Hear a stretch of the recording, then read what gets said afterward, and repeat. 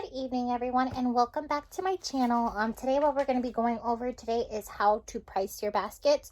I see this question a lot in a lot of groups I belong in and other videos. Like people have a lot of questions about how they're supposed to be pricing their gift basket. So I'm going to go over a bunch of main points of things to take into consideration when you're pricing your gift basket.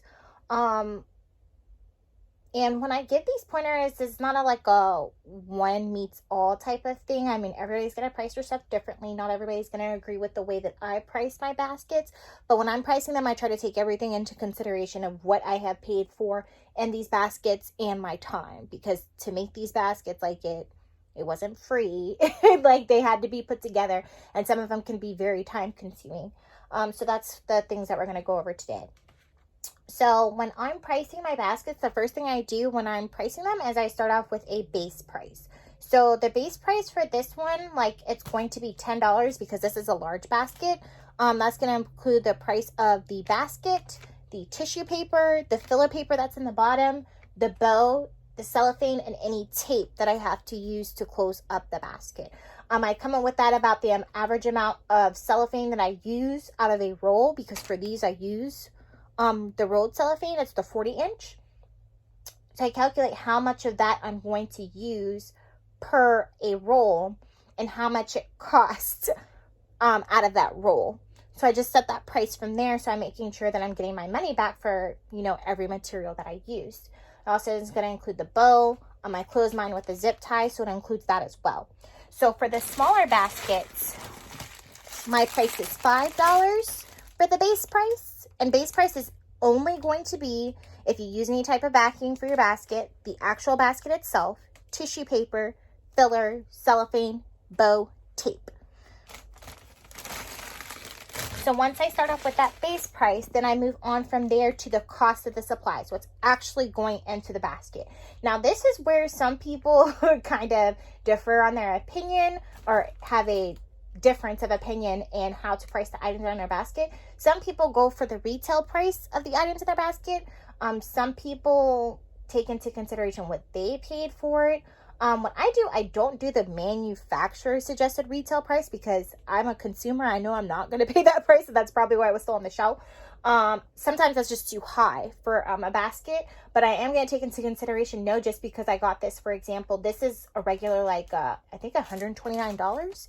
It's the Sharper Image Massage. And I got it for $9.97, but I'm not pricing it in my basket as $9.97. I'm taking into consideration, well, this was $100. I also have in this basket, this is one of my higher end baskets. There's a Bath & Body Works 3-wick candle in here. There's Victoria's Secret bombshell in here. There's also this pink velvet cupcake from Bath & Body Works. Bath & Body Works aromatherapy body wash in here. There's Bliss products, that's high end. You also have some Hershey's Pot of Gold. There's slippers back here and popcorn. And then there's a Bath & Body Works little fragrance mist, eye mask, some nail polish, and just different scrunchies and little things like that. Everything that's in this basket though, I got on sale. I didn't pay full price for this basket, but I'm not going to price it as though I got everything on sale. But I'm also not gonna, I don't want to say get over on people, because it's not getting over on people, because if they went into the store, there's no sale going on, they're going to pay $13.50 for this, $15.50 for that, full price for these items. But I'm not going to price it that high, the full price, if that makes sense. But I do take that into consideration. So then once I figure that, how much everything in the basket costs close to retail, normally I take retail and take 20% off of it. Because let's be honest, Bath & Body Works, yeah, people do go in there and buy stuff full price, but they have sales running all the time. They'll have buy two, get one free sales. People have coupons. You have to take that into consideration when you're doing these baskets. I mean, you don't have to. That's just what I do. And it's worked for me, and I'm still making great profits off of my baskets. And I try to make sure that I'm giving nice gifts with quality items, as opposed to going to a Dollar Tree or something like that and getting a whole bunch of stuff for $1 and then trying to charge people $60, $75 for it. Not knocking anybody who does it. That's just not how I make my baskets. But you have to do what's within your budget. So if you didn't catch any of these items on sale, of course you're going to have to go and source them from what you can afford. But that's how I try to justify the price in my basket, because there's more higher end items in here. All right, and so then the next thing you need to consider is you had to get all of these items and you had to put them all together, and you had to put them all in this basket. You had to put the basket together. Then you had to take it to wherever you're going to sell it. And then you had the time of selling it. So I asked myself, how much do I want to get paid per hour for making baskets? I try to make it easy math on me, so I do $60 an hour. So for a large basket like this, it takes me about 20 minutes to make. So that would be $20 on top of the price that I am charging for the basket. And then what I also do is I add on an additional 10 minutes, which is an additional $10 that I take into consideration for sourcing the items. So it took time for me to go and buy these items and find all these items to put in the basket. So each basket, for the large ones, I add on $10, and for the smaller ones, I add on $5. So that way I'm taking into consideration my time, my gas, to get the items for this basket. And then, so once you get that, you get how much all your items in your basket cost, how much it costs you. I take into any additional considerations. Like, for example, if you're selling these at a craft fair, or I personally sell mine in a mall at a pop-up shop, there's fees associated with that. So renting the space. Some places, like, they take a percentage of your sales if you're doing it like consignment, like you're selling them at another store, or things like that. So you need to take that into consideration when you are pricing your baskets, because that can take a toll on your pricing. So you might be thinking you're making 3 times the amount you put in there, or 4 times the amount, or however, but you're not considering all the costs associated with it. So, like, for example, this one, it's more time consuming to make. This is one of my candy bouquets. I'm sorry, I left my big ring light at the store. So I'm working with the small ring light. But it's got like the customized bear and like some glitter hearts and stuff in there. And it's a candy bouquet. And it's filled with filler paper. And then it's got the nice little gift box and the bow. So total, it probably took me, it cost $5, including all materials, to make it. But it's time consuming. So you have to take that into consideration. Like, these baskets are easier for me to put together. These, it's like work involved and stuff in it. So that's why I don't agree with, like, some people will be like, oh, do like ×3, which is a very easy way to do your math as far as pricing a gift basket. But if I did ×3 on that, I would sell it for $15, and that don't make no sense to me. Like, I'm selling it for more than $15 because it definitely took more than $15 with my effort to put it together. So that's just something to take into consideration. I know some people do ×3, ×4, and that does work for a lot of baskets. Like, I do that with my kids' baskets because they literally take me the least amount of time to put in them. So this is an example of one of them. This is like my little Hello Kitty Valentine's basket. And so for everything in here, when I calculated it, it was $6. And I'm going to sell it for $30. I'm trying to make sure you guys can see everything in it. So that's ×5. But my math isn't ×5. It's adding all this stuff together that I was discussing earlier. So this would be a $30 one. And this basket, this larger one, would be $250 is what I would charge for this, because it's got name brand items in it. I mean, it's got cologne in it, or perfume, not cologne, sorry. Bath and Body Works in it. It's got chocolate in it. It's got a heat massager in it. And then for my candy bouquets, I charge $40 for it.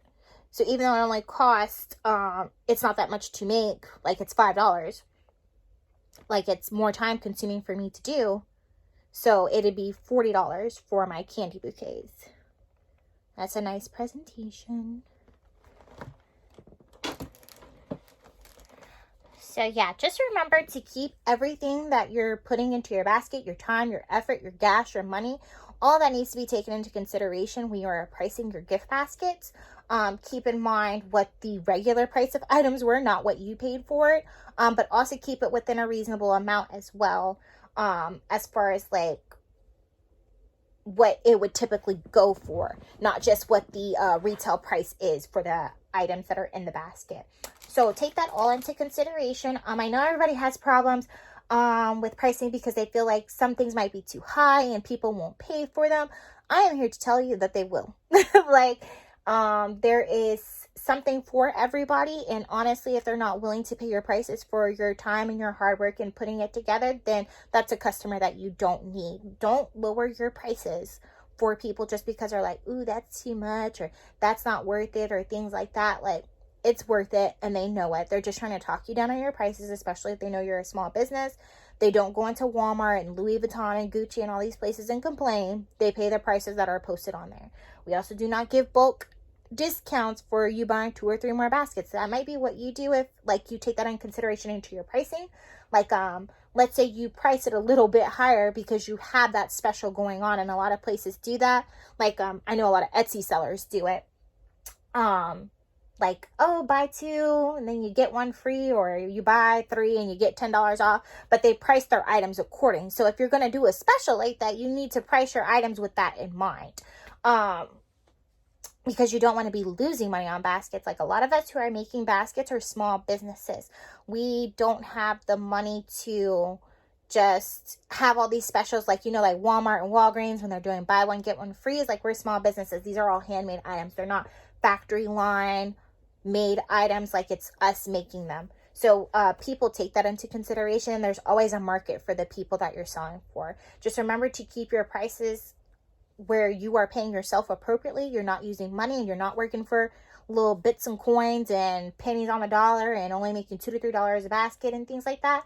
But you also don't want to price them so ridiculously high if the items in your basket do not match the price that you're trying to charge people for. Because I'm here to tell you, I love me some Dollar Tree. Like, this bucket that this basket is sitting in is from Dollar Tree, but the items in it don't look like it's a Dollar Tree basket. Like, I have this big old Hello Kitty stuff in here. I have this Skittles lip chap. I got this for 50 cents. These are regular like $5. I got my cup, all the candies in it, the face mask, like all of that. And I'm not just buying everything from Dollar Tree, because I can guarantee you, like, that's when sometimes those prices come in and questioning, you get that pushback, is because a lot of people go into Dollar Tree, so they know what's in Dollar Tree and what's being sold in there.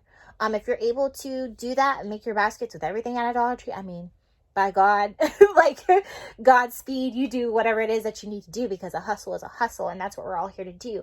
If people don't want to go into Dollar Tree and get those items on the shelf, you're offering them that convenience. But I feel like you're able to price your items higher when it's stuff that people don't know that it's like, well, now it's $1.25. It's not even $1 anymore. So, I mean, they're getting expensive too. And that's another thing. Like, the price of items have gone up since they did last year. So you want to make sure you're taking that into consideration too. Like, these candles at Bath and Body Works, they have gone up. Like, the body wash and the lotion has gone up. Like, even candy in general has gone up. Like, the big boxes of, like, the pot of gold and stuff I used to buy last year, they were $5. They were either $4.98 or $5 even. This year they are $5.98. So that's an additional $1. So I need to make sure when I'm doing my calculations of my baskets, I'm not going based upon the prices that I paid last year or stuff like that. You need to be going based upon the prices that are selling for now. Now, I do know it's a little bit closer to Valentine's Day, so there's not that many sales as far as items, but as far as keeping your costs down and being able to put, like, you know, like these really nice brand name items in your baskets, you have to shop sales. Like, these are from the semi-annual sale after Christmas. This was a glitch online after Christmas, and these I bought regular price, because, you know, you have to have, like, you know, candy and stuff that you want to go in there. But, like, stuffed animals, that's always stuff that you get after the holiday, like after Valentine's Day. You need to always be reinvesting into your business. Not all your money, but you need to take that in mind. After the holidays over with, you need to set some aside to make sure that you're going to have that money to reinvest and get products for cheaper, because then you can make more baskets, because you don't have to put out that much money to start with when you're making your baskets. Because, like, you can get, like, if you shop the bears, 90% off. So you're going to get 10 times more the amount of bears at 90% off than you would be able to at full price. And you're still making that good amount of profit, because you're not going to price them at the 90% off price. You're going to price them higher than that. And people, they know like how much bears cost, and they can't get it 90% off at Valentine's Day this year. They have to buy the price that they are going for. So take that all into consideration. I hope I gave you guys some helpful tips. Again, you don't have to price your baskets like these. I'm just trying to give people an idea of what they need to be taking into consideration when they are pricing their gift baskets, because I see some people, they're taking into the cost of the items that they're putting in there, but not the time it took for you to go get those items. Gas ain't free, your time ain't free. Going to set up and sell these baskets isn't free. If you're selling them on Etsy and stuff like that, to post and list them, that takes up your time. Etsy takes a lot of fees out of there. One thing I don't take into consideration, because I use Square, I don't add that onto the price of my baskets, because that's just kind of like the cost of doing business.